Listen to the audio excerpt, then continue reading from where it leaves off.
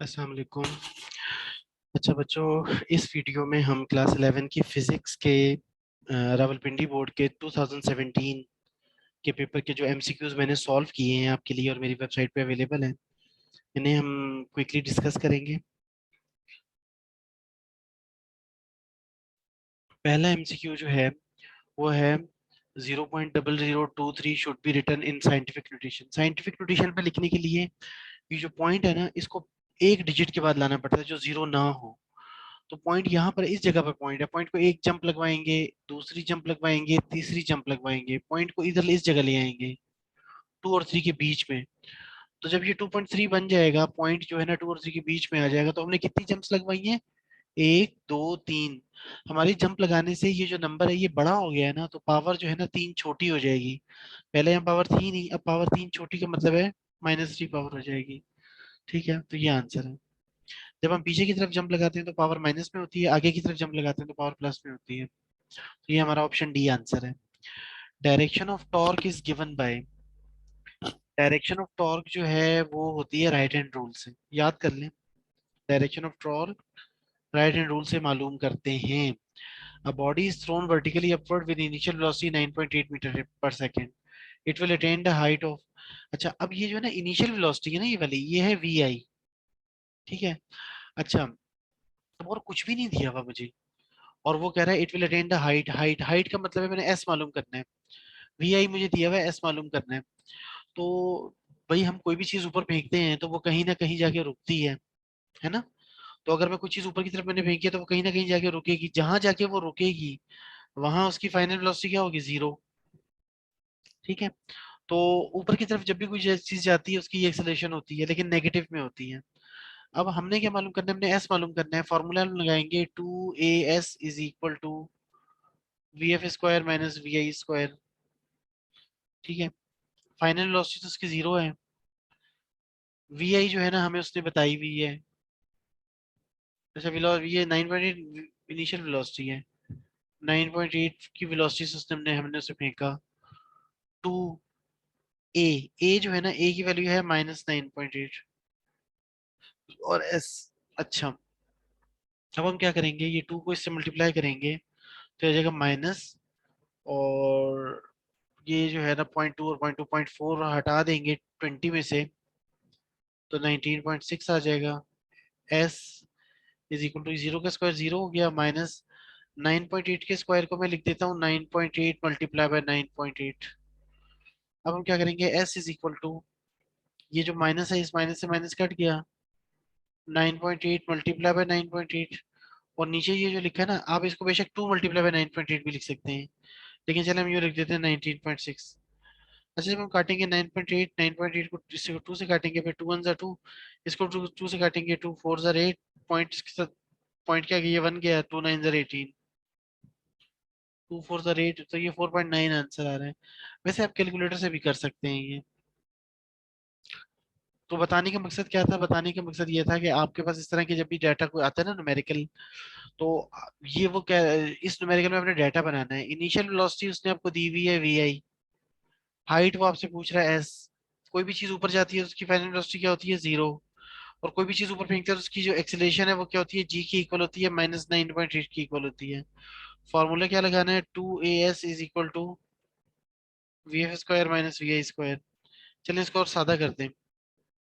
VF² - VI² upon 2A। 2A की जगह 2G कर दें, मगर वैल्यू माइनस में रखनी है, क्योंकि कोई भी चीज ऊपर की तरफ जाती है ना, तो ग्रेविटी इस चीज को खींच रही होती है, उसकी स्पीड कम हो रही होती है, इसलिए एक्सेलरेशन नेगेटिव होता है। अच्छा, चलिए आगे चलते हैं। प्रोजेक्टाइल मोशन क्या है? 2 डायमेंशन है। भाई ये देखे ना, ये एक डायमेंशन है, ये वाली एक डायमेंशन है, ये वाली। प्रोजेक्टाइल आगे की तरफ भी जाता है और ऊपर और नीचे भी जाता है, तो 2 डायमेंशन है, 2D, 2 डायमेंशनल है। Which one is conservative force? ये फिर मैंने कहा कि टेबल बनी हुई है वहां पे, वो याद कर लें। फ्रिक्शनल फोर्स कंजर्वेटिव नहीं होती, नॉर्मल फोर्स कंजर्वेटिव नहीं होती, नॉन कंजर्वेटिव होती है, एयर रेजिस्टेंस कंजर्वेटिव नहीं होती। हाँ, इलेक्ट्रिक फोर्स कंजर्वेटिव होती है बिल्कुल। तीन ही तो फोर्सेस है कंजर्वेटिव, बाकी सारी नॉन कंजर्वेटिव है। याद कर लो वहाँ टेबल से। Number of radian in 1 degree, हाँ हाँ हाँ, ये उल्टा कर दिया। नंबर ऑफ रेडियन मालूम कर रहा है 1 डिग्री में, तो आप कहो कि भाई 180 डिग्री किसकी इक्वल है? पाई रेडियन के। तो अगर आपने 1 डिग्री मालूम करना है तो क्या करो, पाई को डिवाइड कर दो 180 से, पाई को 180 से डिवाइड करो, आपका आंसर आ जाएगा। चलो यहाँ एक मिनट, अब मुझे ये सब कुछ क्लियर करना पड़ेगा जो लिखा है। पाई को 180 से डिवाइड करना है ना, क्यों नहीं आ रहा। चले मैं अपने मोबाइल के कैलकुलेटर पे कर लेता हूँ। 3.14 को 80 से डिवाइड करना है, आप खुद भी कर सकते हैं। 3.14 को डिवाइड करना है 180 से, ये आ रहा है 0.017। निशान ऑलरेडी मैंने लगाया हुआ है, 0.10174। ठीक है जी। अच्छा, एक मिनट, इसको जरा थोड़ा सा जो है ना ऊपर कर लेते हैं। अच्छा, फिर वो फरमा रहे हैं जनाब के a ball tied to the end of string swung in a vertical circle, the tension in the string is zero when tension in the string। अच्छा, इसमें ये है ना, जो फोर्स लग रही होती है उस पे, अगर किसी बॉल को हम जो है ना रस्सी से बांध के ऊपर नीचे से सर्कल में घुमाएंगे ना, तो उस पे जो फोर्स लग रही होती है वो होती है, उसकी सेंट्रीपिटल फोर्स होती है उस पे mv² अपॉन r, माइनस उसका जो है ना जो वेट होता है वो होता है mg होता है मेरा ख्याल है। ठीक है। अच्छा, तो वो कहते हैं जी टेंशन टेंशन जीरो हो ना, टेंशन असल में यही तो टेंशन है, ये वाली जो फोर्स है ये टेंशन है। इसको जीरो रख दे, इसको जीरो रखेंगे तो क्या आ जाएगा, mv² अपॉन r किसकी, mv² अपॉन r ये mg है, ये इक्वल आ जाएंगे। ठीक है। तो हमने कहा इसको इधर ले आओ उल्टे हाथ पे, mg is equal to mv² upon r, m से m कट गया। ठीक है। तो g आ गया v² अपॉन r के इक्वल, ये पहला आंसर है, g इज इक्वल टू v²अपॉन r। मैं फिर बता रहा हूँ, असल में जो है ना उसके ऊपर क्या होती है, दो फोर्सेस होती हैं यार। एक मिनट। कोई भी चीज, किसी भी पत्थर को, बॉल को अगर हम स्ट्रिंग से बांध के वर्टिकल सर्कल में घुमाएंगे, तो उसकी जो टेंशन होती है वो होती है दो फोर्सेस, एक फोर्स होती है mv²अपॉन r, और एक होती है mg, उसका जो वेट है, इनका डिफरेंस होती है टेंशन। अगर आप टेंशन की जगह इसकी, इस टेंशन की जगह जीरो रखोगे, सही है, तो ये जो माइनस वाली चीज इसको इधर सीधे हाथ पे ले जाओ, तो ये mg इज इक्वल टू mv²अपॉन r, तो m से m काट दो तो g इज इक्वल टू v²अपॉन r, आंसर आ गया। ठीक है जी। अच्छा, when disc starts moving down on an incline plane. अच्छा, ये ना ये जो टॉपिक है इसमें इंक्लाइन प्लेन वाला ये टॉपिक है, वहां पे ना दो चीजों के, एक डिस्क का दिया हुआ है, वेलोसिटी दी हुई है डिस्क की बॉटम पे, और एक उसकी दी हुई है हुप की। जो डिस्क है ना, डिस्क की वेलोसिटी ये है √4 GH/3, और अगर हुप होता, हुप की ये वाली थी, ये हुप की है, ये डिस्क की है, दोनों सही है। ये बस याद रखिए, बाकी उन्होंने अपनी तरफ से ही दी हुई है चीजें। अच्छा, ये कहते हैं जी the time period of a simple pendulum depends upon, time period simple pendulum का, यार आप देख लो टाइम पीरियड का फॉर्मूला क्या है, 2π√L/g। तो किस किस चीज पे ये दोनों तो कांस्टेंट है ना, किस किस चीज पे डिपेंड कर रहा है, एल पे डिपेंड कर रहा है और जी पे डिपेंड कर रहा है, तो बोथ लेंथ और एक्सेलरेशन पे डिपेंड कर रहा है। एक्सेलरेशन वैसे तो फिक्स है, लेकिन जरा आप K2 पे चले जाएं, मरी चले जाएं, नीचे ऊपर हाइट चेंज होने से जी की वैल्यू चेंज होती है ना, तो इस पे भी तो डिपेंड कर रही है। कुछ लोग कहेंगे नहीं सर जी तो कांस्टेंट है, उस पर डिपेंड है, भाई जी की वैल्यू जब हम जाते हैं, मरी जाते हैं या नीचे कराची की तरफ जाते हैं कहीं, तो पोजीशन चेंज करने से चेंज होती है ना जी की value. The expression v is equal to F lambda, ये किसके लिए, वेव के लिए, इसका नाम है वेव इक्वेशन। ये जो v is equal to F lambda है ना, इसका नाम क्या है, वेव इक्वेशन। तो भाई अगर ये वेव इक्वेशन है तो वेव मोशन के लिए है ना। अच्छा, which of the following are longitudinal wave, ये साउंड वेव की डेफिनेशन है। साउंड वेव की डेफिनेशन क्या है पता है, longitudinal waves in air are called sound waves, longitudinal waves in air are called sound waves. तो लॉन्गिट्यूडनल वेव कौन सी है इनमें से, ये। अच्छा, ये कौन सी वेव है, इलेक्ट्रोमैग्नेटिक वेव। ये कौन सी वेव है, ये भी जो है ना ये साउंड वेव है, लेकिन ये उसके अंदर है मेरा ख्याल है, ऑर्गन पाइप के अंदर ना। और ये एक्सरे, ये भी जो है ना आपकी इलेक्ट्रोमैग्नेटिक वेव्स है। अच्छा, the velocity of sound in vacuum, भाई साउंड को ट्रेवल करने के लिए मीडियम की जरूरत होती है, ठीक है। वैक्यूम के अंदर साउंड ट्रेवल कर ही नहीं सकती, तो वैक्यूम के अंदर साउंड की जो वेलोसिटी है वो क्या होगी, जीरो। साउंड जाएगी ही नहीं तो वेलोसिटी कहाँ से आएगी? वेलोसिटी तो उस चीज की होती है ना जो चीज वहां जाएगी। साउंड को क्या जरूरत है वैक्यूम में जाने की, उसको तो किसी मीडियम की जरूरत है ट्रेवल करने के लिए। अच्छा जी, अगला MCQ. The product of cross section area of the pipe and fluid speed at any point, ये कोई डेफिनेशन है कहीं पे? फ्लो रेट की डेफिनेशन है आपकी जो है ना, जहाँ पे ये है ना आपका जो फ्लूइड वाला चैप्टर है, बर्नौली वगैरह वाला, तो उसमें जो है ना ये फ्लो रेट इसे कहते हैं। The product of cross section area of the pipe and fluid speed at any point is called flow rate. सही है जी, ये याद कर लें, फ्लो रेट होता है। नीचे लिखा है fringe spacing on young double double slit experiment decreases with. अच्छा ये जो इसका फॉर्मूला है ना, ये अब मुझे याद सही नहीं, लेमडा एल अपॉन डी ऐसे कुछ करके है। तो लेमडा जो है ना, ये जो फ्रिंज स्पेसिंग है वो लेमडा पे बड़ी डिपेंड करती है। लेमडा ज्यादा होगा तो फ्रिंज स्पेसिंग ज्यादा होगी, लेमडा कम होगा तो फ्रिंज स्पेसिंग कम होगी। तो यहाँ पे वो कह रहे हैं कि फ्रिंज स्पेसिंग जो है ना, अगर हम चाहते हैं कि डिक्रीज हो, कम हो, तो क्या करेंगे, हम वेवलेंथ को कम कर देंगे। डिक्रीज द वेवलेंथ, तो फ्रिंज स्पेसिंग खुद कम हो जाएगी। In Michelson experiment the equation used to find speed of light, वो ये फॉर्मूला ये यूज हुई थी, c is equal to 16 fd, ये इक्वेशन यूज हुई थी to find the speed of light. अच्छा जो बोल्ट्जमैन है ना, बोल्ट्जमैन कांस्टेंट के, और मोलर गैस कांस्टेंट है आर, और एवोगैड्रो नंबर है एन, इन सब के दरमियान जो रिलेशन है वो क्या है उसने पूछा। तो इनका रिलेशन है K is equal to R upon N, N K is equal to R upon N, ये रिलेशन है, याद कर लें। If an ideal gas is isothermally expanded its internal energy will be. यार जब आइसोथर्मली बात करें, आइसोथर्मली का क्या मतलब है, टेम्परेचर चेंज नहीं होगा। तो जब टेम्परेचर चेंज नहीं होगा, पोटेंशियल एनर्जी तो वैसे ही जीरो होती है आइडियल गैस के मॉलिक्यूल्स की। तो जब टेम्परेचर चेंज नहीं होगा तो इंटरनल एनर्जी तो वही रहेगी ना, कम ज्यादा थोड़ी होगी, सेम रहेगी। ठीक है जी, ये पहला पेपर हो गया 2017 के ग्रुप जो है ना 2 का। अगला पेपर भी देख लेते हैं। पहला क्वेश्चन जो है वो,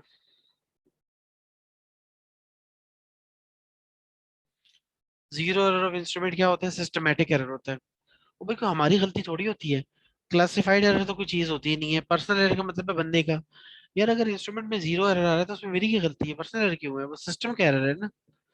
आपका जो वर्नियर कैलिपर है वो क्या है, इंस्ट्रूमेंट है ना, सिस्टम है ना एक तरह का, तो सिस्टमेटिक एरर होगा उसका। अच्छा आर दिया हुआ है, एफ दिया हुआ है, अलोंग द सेम, यहाँ आके उसने चवल मार दी है। सही है। आई मीन उसने चालाकी दिखाई है। सेम डायरेक्शन का क्या मतलब है, थीटा 0 डिग्री। अब हमें पता है कि यार टॉर्क का फॉर्मूला क्या होता है, टॉर्क का फॉर्मूला होता है आर क्रॉस एफ, या R F sine theta. R कितने हैं 5, एफ कितने हैं 4, थीटा कितने हैं 0। लो जी सारा सत्यानाश हो गया,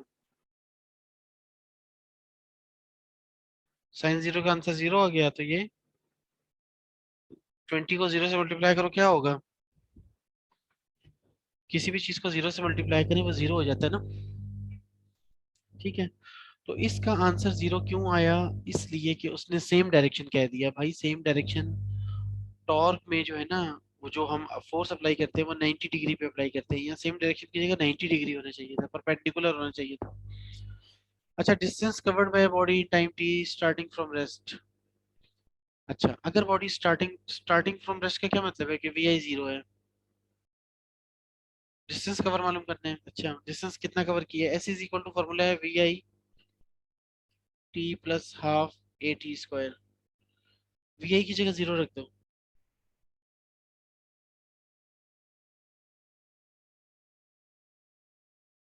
वी आई अच्छा, ये वी आई की जगह 0 का 0 को टी से मल्टीप्लाई किया 0 हो गया, तो क्या आंसर आ रहा है 1/2 ए टी स्क्वायर, यही है ना। ये 1/2 शुरू में लिखो या S2 को इसके नीचे लिख दो, एक ही बात है, कोई फर्क नहीं पड़ता। ठीक है ना। ये जहन में रखें कि अगर मैंने x अपॉन टू लिखा हुआ है या 1/2x लिखा है, ये दोनों सेम चीज है, ये दोनों सेम चीज है। अच्छा, इसमें कोई डिफरेंस नहीं है। आगे कहता है जी, if velocity time graph is parallel to time axis then acceleration of moving body. यार वेलोसिटी, ये वेलोसिटी टाइम ग्राफ है, सही है, ये टाइम है, ये वेलोसिटी है, ये ऊपर की तरफ जा रही है, ये वेलोसिटी है। अब वो कह रहा है ऐसे है, इसका क्या मतलब है, जैसे जैसे टाइम गुजर रहा है वेलोसिटी चेंज, वेलोसिटी वही है, वेलोसिटी फिक्स है, वेलोसिटी चेंज नहीं हो रही। तो अगर वेलोसिटी चेंज नहीं हो रही तो एक्सेलरेशन क्या होगा, जीरो होगा। Which one of the following force cannot do any work in the on the particle on which it acts? अच्छा, वो कहते हैं वो कौन सी फोर्स है जो पार्टिकल पे एक्ट भी कर रही होती है और उस पर वर्क भी नहीं कर रही होती। वो है सेंट्रीपिटल फोर्स, क्योंकि वो उसको घुमा भी रही होती है और उस पर वर्क भी नहीं कर रही होती। अच्छा, the dimension of power, power power की डायमेंशन क्या होती है भाई, पावर किसके इक्वल है, वर्क अपॉन टाइम। वर्क किसके इक्वल है, force into distance upon time. ठीक है। अच्छा, फोर्स जो है किसके इक्वल है, M A into distance upon time. अब इन सबकी क्या लिखनी है, डायमेंशन लिखनी है। एम की डायमेंशन क्या होती है, एम की एम होती है। ए की डायमेंशन क्या होती है, L2 - 2। एस की डायमेंशन क्या होती है, एल। टी की डायमेंशन क्या होती है, T⁻⁻1। mL² T⁻³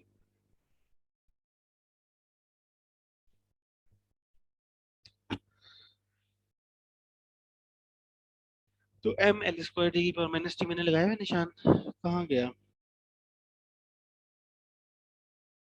ये लगाया हुआ है, ये रहा mL² T⁻⁻, सेम निशान लगा हुआ है जो हमने कैलकुलेट किया।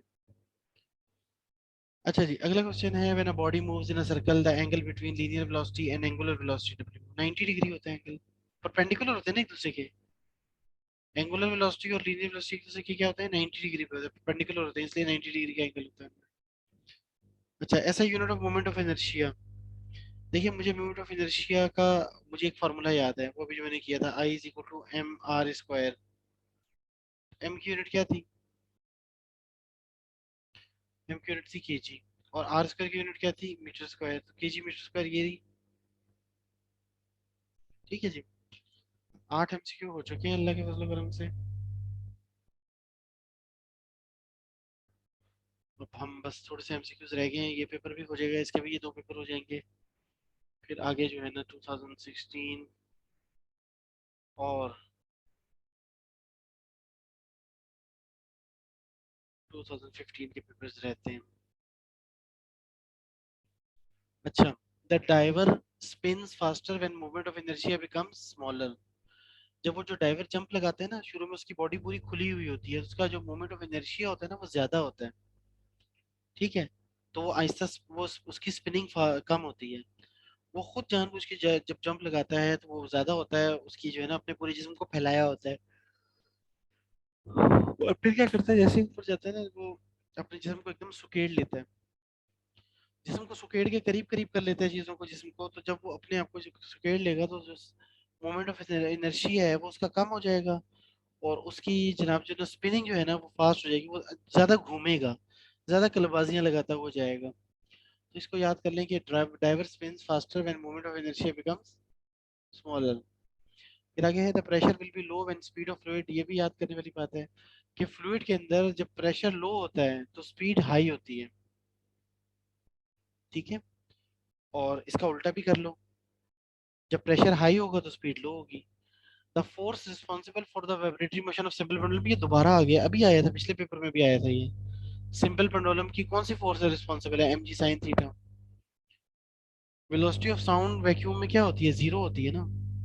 भाई साउंड बेचारी तो वैक्यूम में जा ही नहीं सकती, अगर चली भी जाएगी तो ट्रेवल ही नहीं कर सकेगी, क्योंकि साउंड को ट्रेवल करने के लिए कोई मीडियम चाहिए। तो वैक्यूम में तो कुछ भी नहीं होता, वैक्यूम तो खाली है, कोई मीडियम नहीं है वैक्यूम में, इसलिए उसकी जो वेलोसिटी है वो जीरो या मीटर पर सेकंड होगी। ठीक है जी। When sound waves enter in different medium the quantity that remain unchange, अगर साउंड वेव्स एक मीडियम से दूसरे मीडियम में जाती हैं तो फ्रीक्वेंसी चेंज नहीं होती उसकी, बाकी चीजें चेंज होती हैं, फ्रीक्वेंसी चेंज नहीं होती। अच्छा, longitudinal waves do not exhibit polarization, क्योंकि आमतौर पे लॉन्गिट्यूडनल वेव्स साउंड वेव्स होती हैं, इसलिए वो लॉन्गिट्यूडनल वेव्स पे भरोसा नहीं करती। ठीक है, भरोसा कह रहा हूँ मैं, सॉरी। वो जो है ना लॉन्गिट्यूडनल वेव्स जो है ना,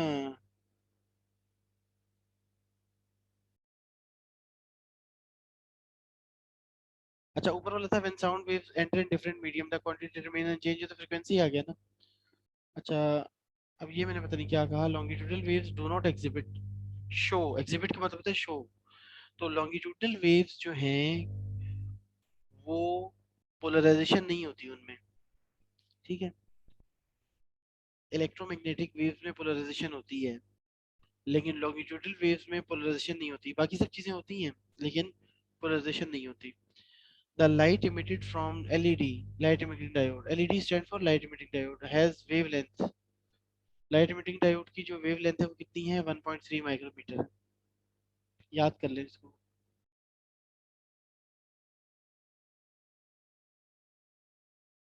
अच्छा जी, 2 MCQ रह गया बस।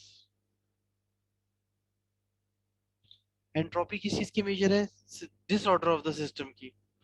एंट्रोपी को उर्दू में कहते हैं नाकारगी, अगर आपने नाकारा होता है ना बंदा, नाकारगी, ऐसे करके कहते हैं इसको, डिसऑर्डर, डिसऑर्डर, सही है। तो एंट्रोपी किस चीज की मेजर है, डिसऑर्डर ऑफ द सिस्टम की मेजर है, याद कर लो। अच्छा फिर आगे कहते हैं जी ऐसा unit of pressure, pressure, pressure क्या होता है, प्रेशर होता है पी, क्या फार्मूला होता है, F/E, एफ की यूनिट क्या है, न्यूटन, ए की यूनिट क्या है, मीटर, न्यूटन पर मीटर, N-1, N-1 कर लो या इस तरह कर लो, यूं करके लिख दो न्यूटन पर मीटर, तो ये पहले वाला ही है। अच्छा सॉरी मैंने गलती कर दी, एरिया की यूनिट होती है मीटर स्क्वायर ना, तो ये आ जाएगा न्यूटन पर मीटर स्क्वायर, या ऊपर आ जाएगा तो न्यूटन m⁻², Nm-2, ठीक है जी, न्यूटन पर मीटर स्क्वायर। इसी के साथ ये 2 पेपर भी जो है वो खत्म हो गए। तो इंशाल्लाह अजीज थोड़ी देर के बाद वो और वीडियो बनाता हूँ 2016 और 15 वाली भी इंशाल्लाह, मेहनत करें। मैं कोशिश करता हूँ कि आज मैं कुछ पास पेपर्स के न्यूमेरिकल भी आपको करवा सकूँ। ओके, अल्लाह हाफिज।